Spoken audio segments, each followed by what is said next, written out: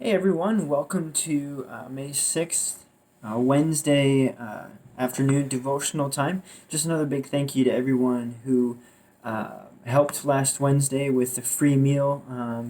We really appreciate that. What a blessing it was to be able to hand out all those meals and those gift bags. I know it was great to see some familiar faces that came through of the church body. Just another blessing to be able to see everybody and really looking forward to this Sunday where weather permitting, we're able to be outside having our service. It'll be, I know the first time probably a lot of us are getting to interact and see people from the church body. Even with these 6 foot social distancing things, it'll still be really nice to be able to worship together. That's probably one of the things I'm really looking forward to is even just being able to worship in person together. There's just something always sweet about being able to do that.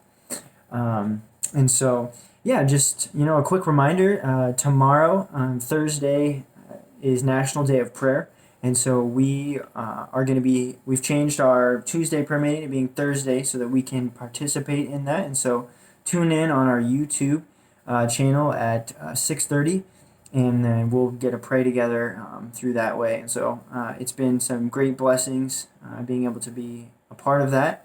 And so really look forward to tomorrow. So tune in 6:30 tomorrow night to be a part of that. So, this morning, or not this morning, sorry, this afternoon, we are going to be looking at, just God's rest. What does that even mean? How does that apply to us? And I touched on this and did this a little bit with the senior high, and I just felt like it was a huge blessing and just wanted to share with you guys. What does it mean to be in God's rest, and how can we be in that during this time? And so we're going to be looking at Hebrews chapter 4. We're going to go 1 through 13.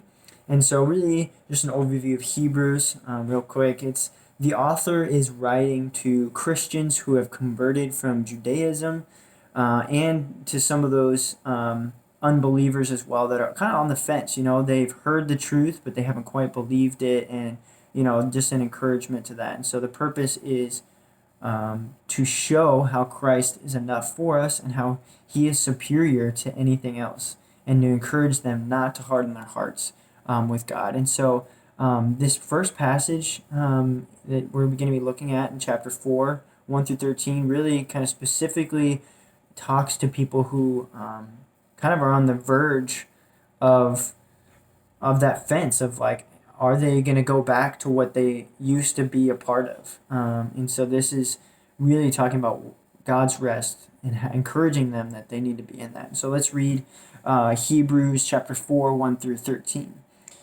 So it says, God's promise of entering his rest still stands, so we ought to tremble with fear that some of you might fail to experience it. For this good news that God has prepared this rest has been announced to us just as it was to them. But it did them no good because they didn't share the faith of those who listen to God. For only we who believe can enter his rest. As for others, God said, in my anger I took an oath, they will never enter my place of rest. Even though his rest has been ready since he made the world, we know it. We know it is ready because of the place in the scriptures where it mentions that seventh day. On the seventh day, God rested from all his work. But in the other passage, God said, they will never enter my rest. So God's rest is there for people to enter, but those who first heard this good news failed to enter because they disobeyed God. So God set another time for entering his rest, and that time is today. God announced this through David much later in the words already quoted, today when you hear his voice, don't harden your hearts. Now, if Joshua had succeeded in giving them this rest, God would not have spoken about another day of rest to come. So there is a special rest, still waiting for the people of God, for all who have entered into God's rest have rested from their labors, just as God did after creating the world. So let us do our best to enter that rest. But if we disobey God, as the people of Israel did, we will fall. Verse 12, for the word of God is alive and powerful. It is sharper than the sharpest two-edged sword, cutting between soul and spirit, between joint and marrow. It exposes our innermost thoughts and desires. Nothing in all creation is hidden from God. Everything is naked and exposed before his eyes. And so I want to look at, before we dive in, what is the definition of rest? What should we be looking at? What does it mean? So, and let's think about this definition as we continue on. So, rest is ceasing from work of any kind. It's where you stop doing what you are doing. And this applied to God's rest, this would say that there's no more self-effort regarding salvation. There's no more chance for us to achieve anything to get salvation. In other words, it means we need to stop trying to earn salvation by being a good person, by doing what's right. So this true rest that is described here is found in his free grace of salvation.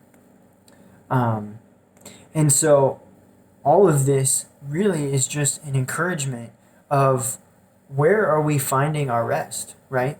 When we think of this type of rest, are we, we can think of the earthly realm of rest, which is, kicking our feet back, relaxing, and not doing anything. But really, this is looking at on a different plane of what our rest should be. On a spiritual level, what should our rest be? And so it's just an encouragement where it's an inward quiet, a composed, to be peaceful. To enter God's rest means to be at peace with God, to possess this perfect peace that he gives us, right? It means that we are free from guilt. We're forgiven. It's his rest is something that we don't need to achieve, or our freedom through, achieve freedom through our own power, right? It means a total forgiveness through God and through Christ. And so, there's three truths about this rest that we can draw from this, right? So the first truth is that this rest is available to us. So this in, first 4:1. So it says, therefore, God promise of entering his rest still stands, so we ought to tremble with fear that some of you might fail to experience it. So another version, the NLT says, God's promise of entering his rest still stands, so we ought to tremble with fear. Some of you may fail to experience. So that's the version I wrote. So the NIV says, therefore let us fear lest, while a promise remains of entering his rest, any one of you should seem to have come short of it.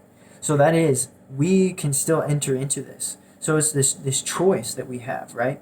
This choice that we can have. Now it's referencing, this part is that we need to choose to be a part of this rest. And so a good thing that I would also want to reference too is just that, are we finding our rest in these circumstances of life? Are we trying to find our rest in this physical world? Because if we are, as we can clearly see by everything that's happening, all of our plans are being thrown out. Our future looks completely different than what we would have originally wanted it to be because of all of this virus and everything. This world, this plane, physically is turmoil, right? Things are constantly changing, but God is not changing, right? He doesn't change. We can find our rest in him because he is peace. As Pastor Rob has been describing, come to still waters and drink from and be draw our strength from these still waters, not these unpredictable waters that the world is giving to us, right? That's not what we, there's no peace in that, is there? So the second truth, just trying to dive into this, is, looking at, and this is kind of a multi-piece, but it's the elements of rest, right? Number one is our rest is God's rest, right? For Hebrews 4:4, for he has thus said somewhere concerning the seventh day, and God rested on the seventh day from all his works. So when he was finished with his good work, he rested. When God finished what was perfect, he rested. So this is where, the story of the fall comes into play, where Satan tempted and Adam and Eve, and they turned away from God and his perfect rest. From that time until now, man, apart from God, not only has been sinful, but restless. Everything that God has done has built up to this point to being able to give us this availability to be a part of that perfect rest that we once had when Adam and Eve once had, but broke that rest. And so we have that ability. We have that availability of that rest that we have to choose to be a part of. We have to have, it's been presented to us through salvation. We have to have faith to be able to abide by that, to be able to go through that. If we don't have faith, then we're going to have all kinds of anxiety, all kinds of, pent up things, because we are not at peace, because we are trying to control the circumstances of this environment that we have no control over. And so we need to take hold of that peace, take hold of that rest that God has given to us. And so really, it's our choice. Now, are we choosing to take that rest, or are we living in the turmoil? Because one is much better than the other, I will say, because one has hope of a future, and the other is just hoping for the next thing to come that will be better than what it currently is. And so that's a hard way to live, right? And so I just would urge you guys, and this is the truth of number 3 from here, is the urgency of taking this rest that He has given to us. Are we resting in the truths that God has provided to us already, that Christ has given to us freely? We don't want to miss out on this security and this just blanket that Christ has given to us through this. How many, we've, despite all of this, we still choose to be in the world. It's a constant thing that we have to to battle with. And so, through all of this, my just encouragement to you guys is to look at your own life and reflect. How am I living my life? Am I living my life through the rest that has been provided to me through salvation, through my faith in Christ? Or am I still trying to find my rest in what my life was before? In the securities of, it could be sports, it could be money, it could be activities. And this virus has stripped those things away that define us, right? We can't do sporting things. We can't go to activities. We can't have these achievement things the same way that we have before. But throughout all of this, Christ has not changed. The rest that we could have in Him has not changed.